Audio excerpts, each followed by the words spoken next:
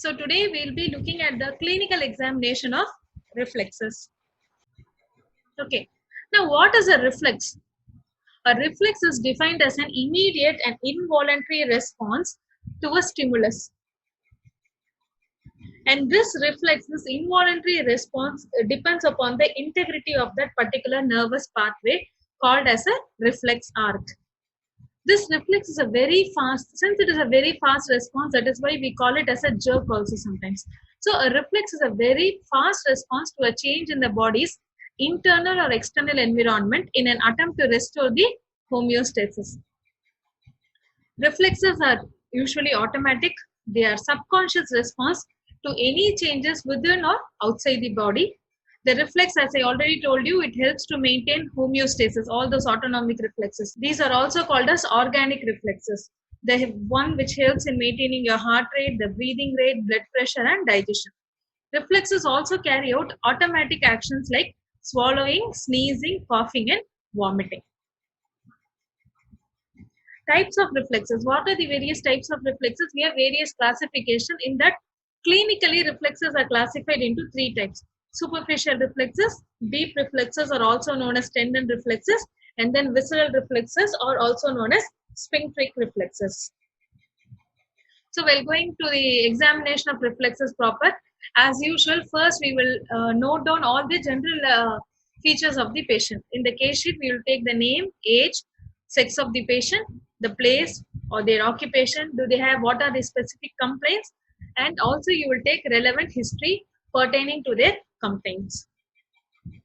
Then a general physical examination will be done where you will be looking at the build, the nourishment, and then we'll be looking for presence of jaundice, anemia, cyanosis, clubbing, generalized lymphadenopathy, and pedal anemia. Following which we will register the vital signs like temperature, pulse rate, blood pressure, and respiratory rate. And then we'll move on to the higher mental functions like assessing the consciousness, orientation of the person to time, place, and person, handedness, intelligence of the subject, memory, and speech. And then we are moving on to examining the reflexes.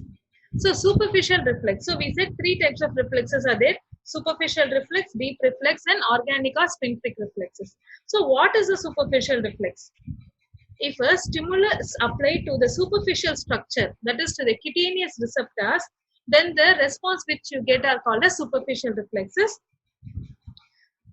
The superficial reflexes are polysynaptic in nature. That is, many synaptic connections are present between the afferent and efferent neurons.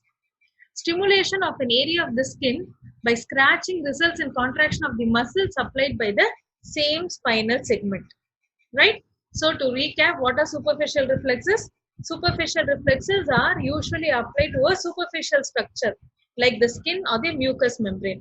By doing that, we are stimulating the cutaneous receptor which is underlying there. Another important thing to note is these are polysynaptic reflexes. They have many synaptic connections between the afferent and efferent neuron.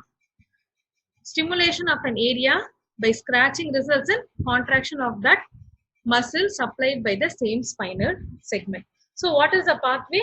Information from the superficial structures run through the sensory nerve fibers to reach the gray matter of the spinal cord. They then travel up to the higher center in the brain or the forebrain, and then the information will further descend down via the motor fiber to the underlying muscle, beneath the skin, or to the underlying mucous membrane. So that is the pathway for your superficial reflexes. Right? So this is what I told you, the pathway which I just told you. Now coming to the superficial reflexes, they are broadly divided into two main types: reflexes that are cranially mediated, reflexes that are spinally mediated. Right? The cranially mediated reflexes are corneal reflex, conjunctival reflex, pupillary reflex, palatal and pharyngeal reflexes. Spinally mediated reflexes are abdominal reflex, plantar reflex, scapular reflex, anal reflex, cremasteric reflex, and bulbocavernous reflex. Certain main characteristics of superficial reflexes we have to see. The excitability of this reflex varies from person to person. These reflexes are significant in unilateral relations because when the healthy side can be taken as standard for comparison purposes.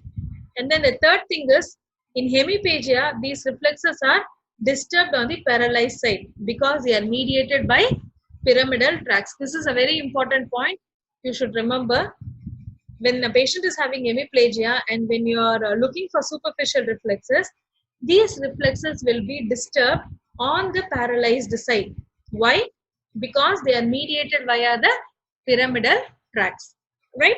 So that was with the superficial reflexes, the theory part. Now let's see what are these superficial reflexes, how are we eliciting. So I told you certain reflexes are cranially mediated, certain are spinally mediated. We'll see one after the other. The first is the corneal reflex. What do we do? Before doing any reflex, we have to explain the procedure to the subject.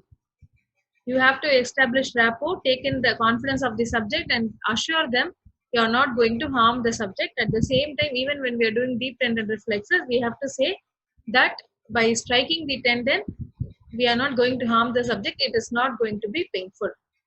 So for corneal reflex, we touch the limbus, the corneoscleral junction with cotton wool from the sideways. What is the response we are going to see? We are going to look for blinking up of the eyes. The afferent nerve is the 5th cranial nerve. Efferent nerve is the 7th cranial nerve. So again, I'll repeat, very simple. Corneal reflex, ask the person to look straight. Touch with the sterile cotton, wisp of cotton, sterile wisp of cotton. Very gently touch the corneoscleral junction, that is the limbus. What is the response you will see? You will see the blinking up of the eye. Afferent for this is the 5th cranial nerve. Efferent is 7th cranial nerve. We have to be very careful. Use a sterile cotton and then don't directly touch on the cornea. Sometimes we might injure the cornea. Bilaterally, you have to check it bilaterally. Then conjunctival reflex, similar to corneal reflex, but here you are touching on the conjunctiva. Again, the response is going to be blinking up of the eyes. The efferent nerve is the 5th nerve, efferent is the 7th nerve. You can see the difference here. Here the subject we are touching at this corneoscleral junction here at the limbus, this point. Whereas in conjunctival reflex, you will be touching at the conjunctiva, this white area. Then pupillary reflex. This we have already seen even during our cranial nerve examination, all these reflexes. So pupillary reflex, we'll be looking at the light reflex, both direct and indirect. Again, ask the person to look straight at a distant object, shine a torch onto one eye, bringing it from the sideways and look for pupillary constriction. Constriction of the same side is direct pupillary reflex. When you're shining on the torch on the right eye and looking for the constriction of the pupil on the left eye, that is the opposite eye, then we call it as indirect light reflex. The afferent nerve is the 2nd cranial nerve. The efferent nerve is the 3rd cranial nerve. Accommodation reflex. Ask the patient to look at a distant object and suddenly focus on a near object. What is the response we are going to see? 3 C's. Constriction of the pupil, convergence of the eyeball, and then the anterior curvature of the lens increases. So here the 2 things which you will be able to appreciate is convergence of the eyeball and constriction of the pupil. Again, the afferent is the 2nd cranial nerve, efferent is the 3rd cranial nerve. Then palatal and pharyngeal reflex, also known as the gag reflex. For pharyngeal reflex, ask the subject to open his mouth wide and then tickle at the posterior pharyngeal wall with the sterile swab. What are we going to see? Contraction of the posterior pharyngeal wall. Palatal reflex, again ask the subject to open the mouth wide and touch the soft palate with a sterile swab. Again the subject is going to gag. The reflex is gagging. Now comes the abdominal reflexes. The subject asks the subject to lie down supine and the abdomen has to be relaxed. Very important thing is the subject should be completely relaxed. If the subject is not relaxed, eliciting the reflex is going to be difficult. So ask the subject to lie down on a couch and relax completely. Expose the abdomen of the subject and stroke the abdominal wall very lightly with the pointed end of the knee hammer from outer aspect towards the midline. I'll show you the picture in the next slide. Look for contraction of the abdominal wall after every stroke as evidenced by the deviation of muscle towards the stimulus. If you are giving stimulus on the right upper quadrant, the muscle contraction will also be evident on that side by deviation of the umbilicus towards the stimulus. The umbilicus will be pulled towards the side where you have given the stimulus. So when will you be unable to elicit this response? In obese people, in elderly people, patients who are anxious, and multiparous women.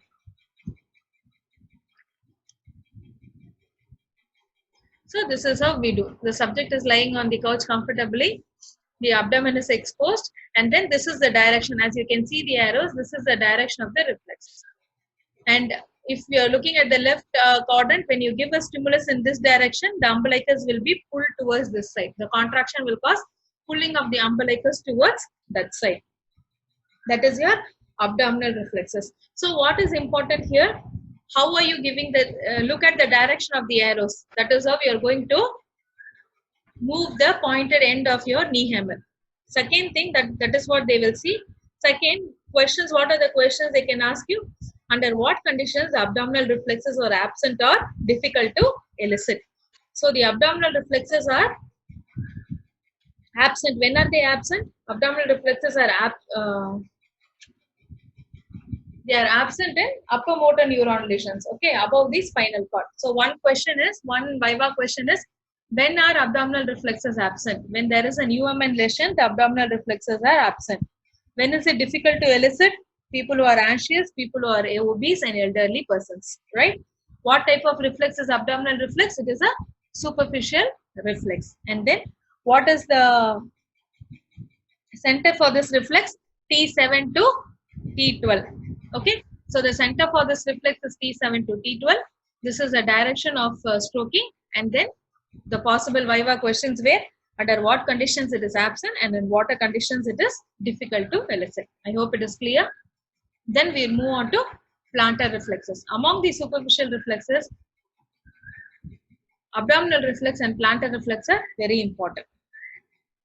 Again, for eliciting plantar reflex, the subject is asked to lie supine with his lower limb extended and the muscles of the leg are completely relaxed. So the person is lying down on a couch and he is relaxed completely.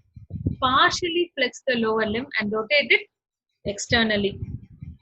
Grasp the leg above the ankle with your left hand. Gently scratch the outer sole of the foot using the pointed end of the hammer or a key, and then from the heel move towards the little toe and then move medially across the metatarsus towards the great toe. Up to the second toe you will come. This is the movement. You start from the heel, you go straight laterally up to the little toe and then move medially till the second toe. Look for the plantar response. Okay, so as I said, the patient is lying down on a table, completely relaxed. With your left hand, you are holding the leg at the ankle, and then with the pointed end of the knee hammer, we are going from the lateral point of the heel laterally until the second toe, and then we will be looking for the response. What is the response? In normal individuals, the response is plantar flexion and drawing together of all toes. In a normal individual, flexion of all toes at the metatarsus, inversion and plantar flexion of the ankle. This is a normal plantar response. What is an abnormal plantar response? What happens in abnormal response?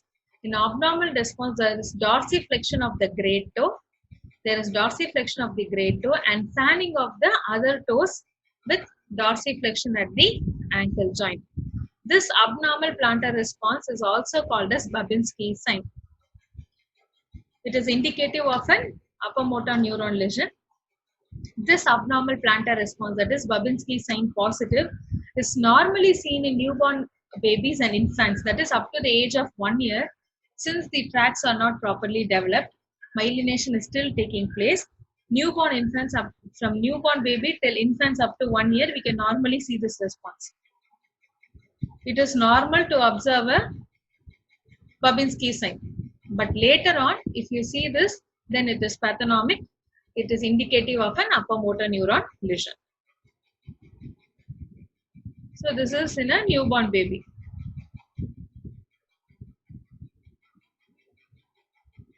So what are the important questions they will ask you in plantar reflex? What is the normal response of a plantar reflex? So what is the answer for this? What will you say? The normal response for a plantar reflex is plantar flexion and drawing together of all toes, right? Then what is Babinski sign? In Babinski sign, what is happening? There is dorsiflexion of the great toe along with dorsiflexion and spreading up of other dorsiflexion of the ankle and spreading up of the other toes. Then the third question commonly asked in plantar responses, what is the center for plantar reflex? The center for plantar reflex is L5 to S1. Clear? Now other superficial reflexes are scapular reflex and anal reflex. Scapular reflex, the center is C5 to 8 and T1. What do? We stroke on the skin in the interscapular region. When you're striking there, what are we going to see? Observe the contraction of the scapula muscle. Anal reflex, the center is S3, S4. How are we going to elicit this? Stroke or scratch the skin around the anus. We will observe contraction of the anal sphincter.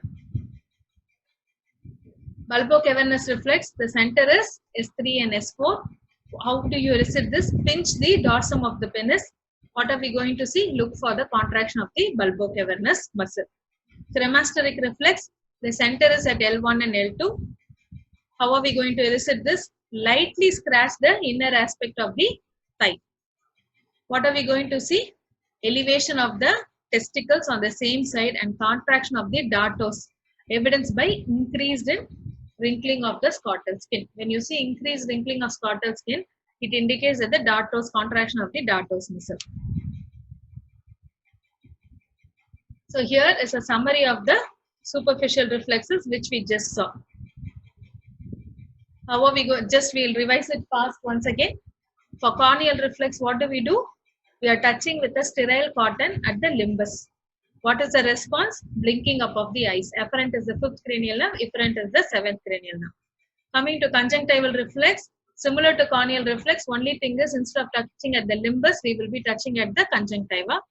Response is again same, blinking up of the eyes. The nerve supply is also afferent and efferent are the same.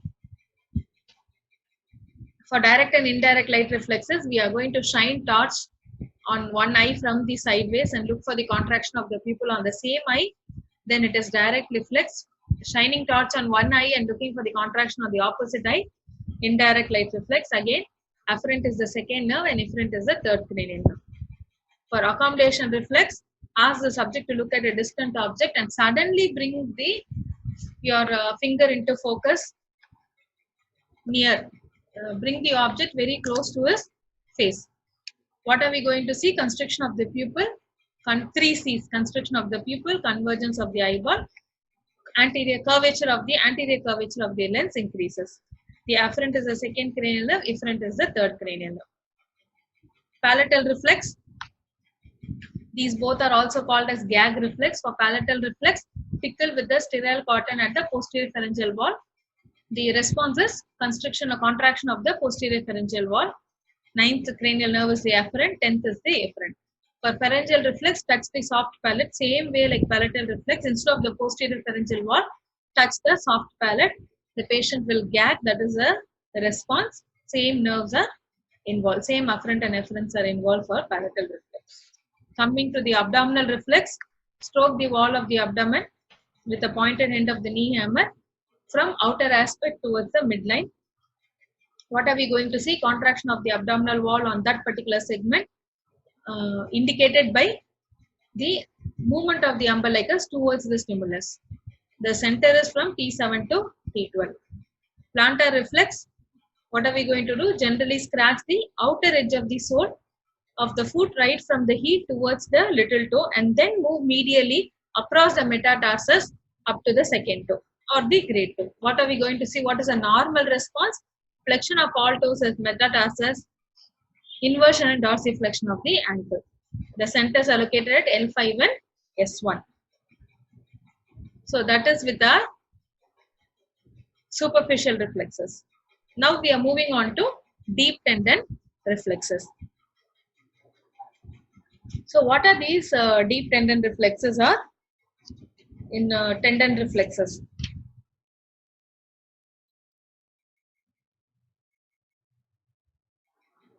Usually these reflexes are caused by giving a single sharp blow to the tendon which is already slightly stretched by the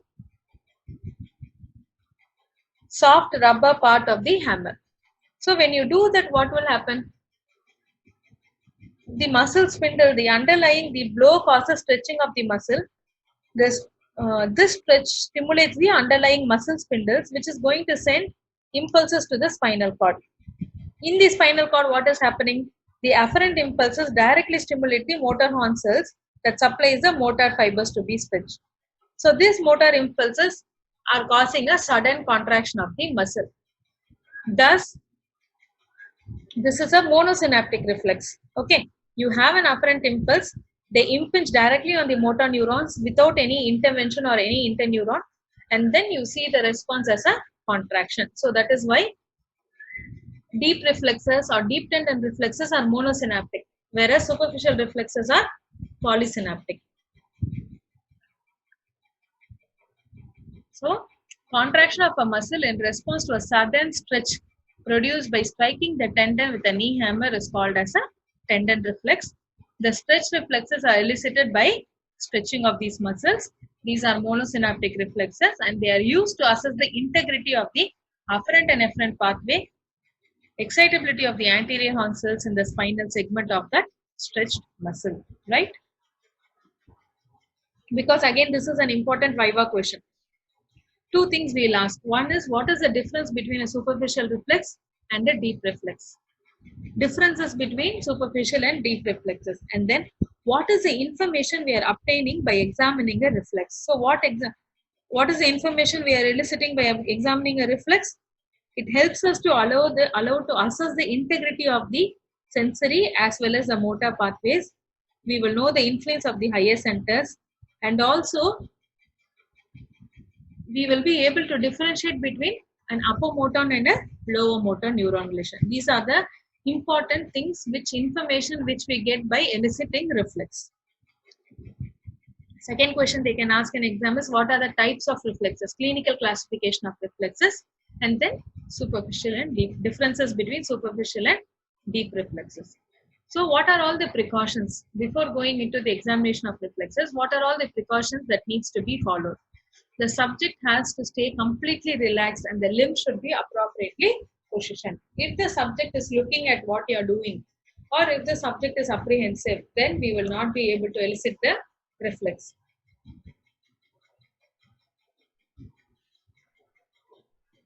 As I already told, reassure the patient that the knee hammer is not a harmful instrument.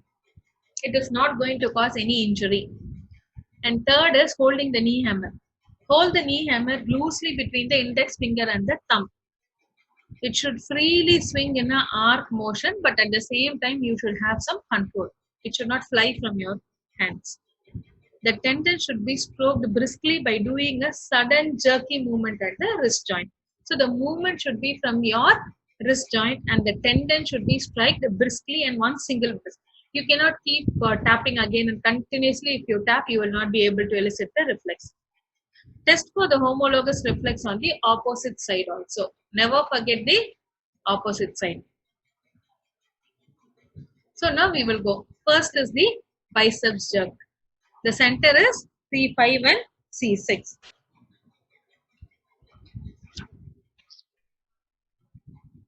So what are we going to do?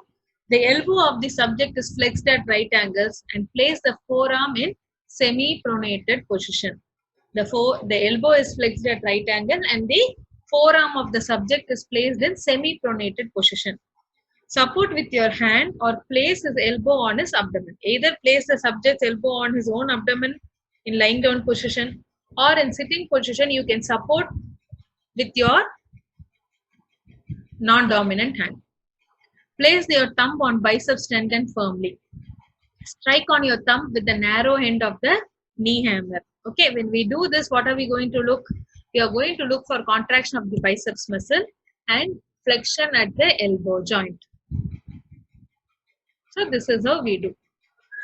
we are placing our thumb. Okay, you can see here again the hand of the subject is kept in semi-pronated. It is flexed at right angles. The elbow of the subject is flexed at right angles. The forearm is placed in semi-pronated position and it is resting on the examiner's non-dominant hand. And the examiner is placing his thumb on the biceps. Okay, and the tendon of the biceps, and then we are striking with the knee hammer. We usually use the pointed end of the knee hammer. And then what do you see? This muscle should be exposed, the bicep should be exposed here, so that you will be able to see the contraction of the biceps and flexion at the elbow joint. And the center for biceps jerk is 5th and the 6th cranial segment.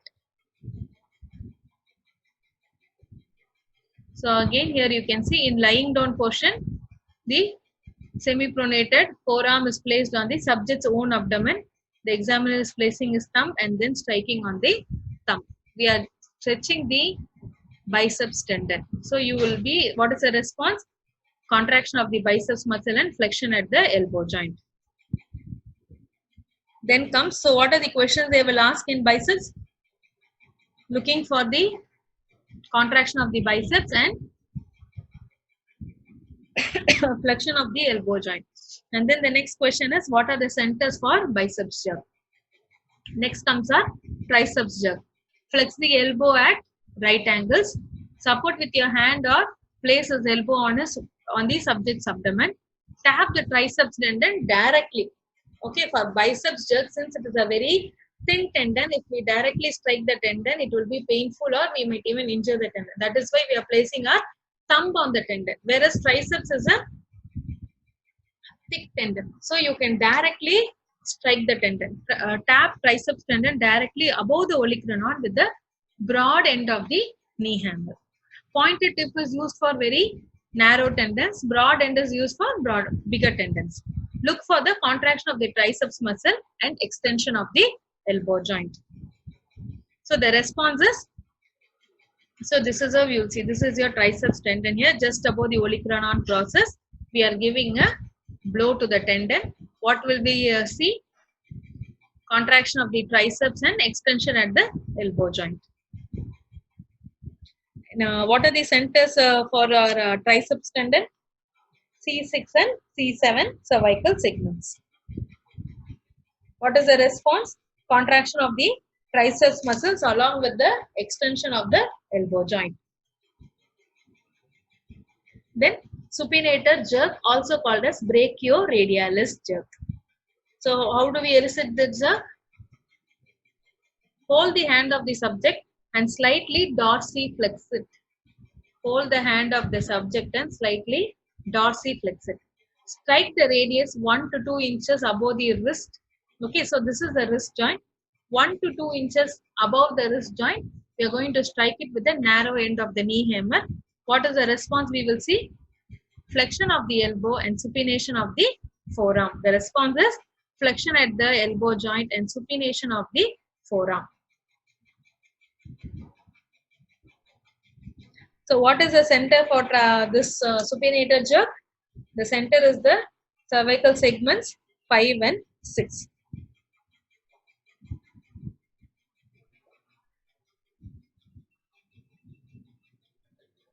Then comes knee jerk. Those were upper limb. In upper limb, biceps, triceps and supinator.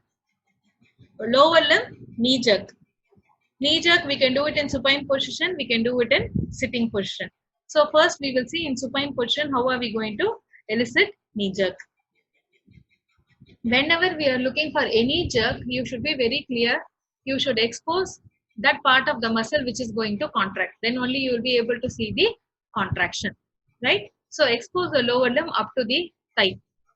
Pass the examiner's forearm. That is, pass your forearm under the knee to be tested and rest it on the opposite leg. So this hand we can pass it under the subject's knee joint and rest it on the opposite knee. Semi-flex the knee and lift it with your hand. Okay. Then semi-flex the knee and lift the subject's knee joint with the examiner's hand.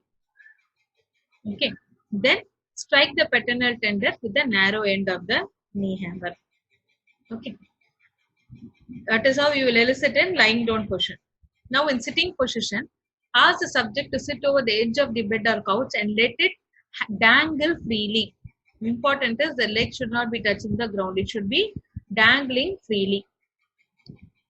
Or if the subject is sitting on a table, on a chair or something like that, then what do?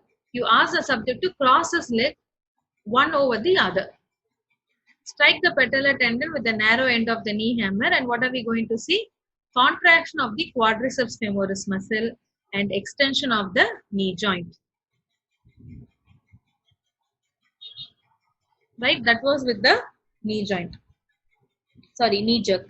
Then comes our, okay, then what is the center for the knee jerk? The center for the spinal centers for knee jerk is third and fourth lumbar segments. Important thing we have to note in knee jerk is the blow to the tendon should be delivered from the wrist and not from the elbow. That is, when we are striking, the movement should be from the examiner's wrist, not from the elbow. As soon as the blow is given, there is a sudden brief extension of the knee due to the contraction of the quadriceps muscle. Next is ankle jerk. In supine position, as you can see in this picture, place the lower limb in such a way that it is everted and slightly flexed. Okay, it is everted and there is slight flexion and eversion. Okay, here is your Achilles tendon.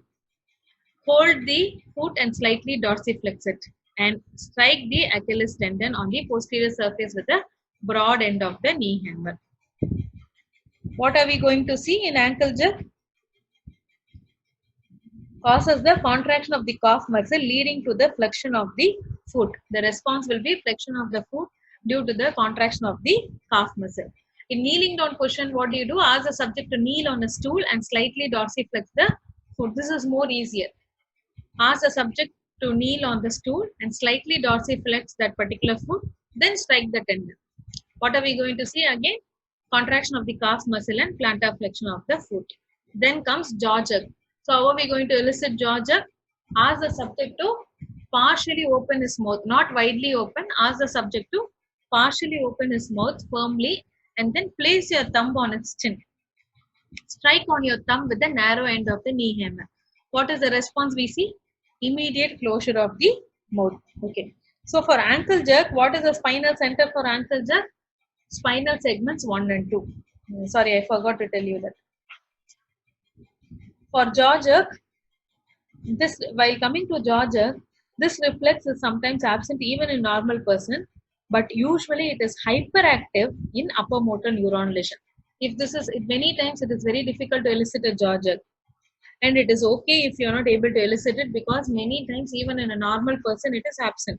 But you have to be cautious when you observe a hyperactive jaw jerk, because it is a sign of an UMN lesion. Then comes these reinforcement techniques or Jendrasic's manual. Generally we say if you are not able to elicit the reflex response, then ask the subject to do Jendrasic's manual. So what are these Jendrasic's manual? They are basically reinforcement technique. Okay, why do we do it? To divert the attention of the subject while eliciting the reflex. If the subject is conscious, if he keeps looking at what you're doing, we will not be able to elicit the reflex. Second thing, why do we do it? To increase the gamma motor neuron activity.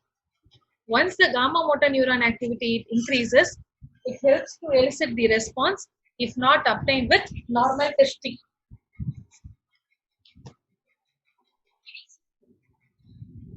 Okay, so that is the importance of Jendrasic's manual. What is the why do we ask them to do? So that we can divert the attention of the subject while eliciting the reflex. Second is to increase the gamma motor neuron excitability. If this increases, what will happen? It helps us to elicit a response. While testing for the lower limb, what maneuver you will ask them to do? Ask the subject to hook his hands and pull them apart as hard as possible. While testing for upper limb, what will you do? Ask him to clench his teeth or make a fist with the other hand. Now we have elicited the reflexes, we know the response, we know the centers, we know how to elicit it. Now how are we going to grade these reflexes? If the reflex is completely absent, if you are not able to elicit it, then it is grade 0. The reflex is present but it is diminished, then it is grade 1.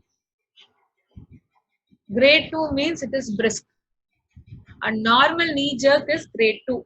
A normal ankle jerk is grade 1. If the reflex is hyperactive, very brisk, then we say it is grade 3. Clonus is grade 4. That is rhythmic repetitive contraction of the muscle stimulated through a stretch reflex is called as clonus. If there is clonus, that means it is grade 4.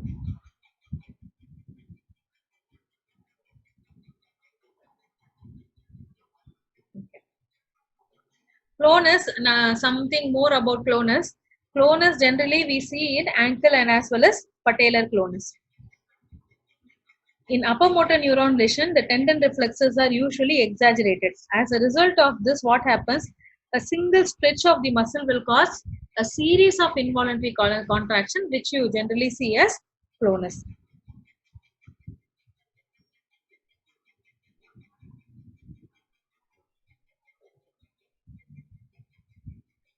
So again, this is a summary of all the deep tendon reflexes. Bicep jerks, tricep jerk, supinator jerk, all are upper limb reflexes, deep tendon reflexes.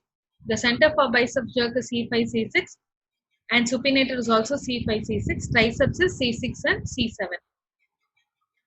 Procedure, again, for biceps, flex the elbow at right angles and then place the arm in semi-pronated position. Place the examiner's thumb on the biceps tendon and then strike with the knee hammer. What do we see?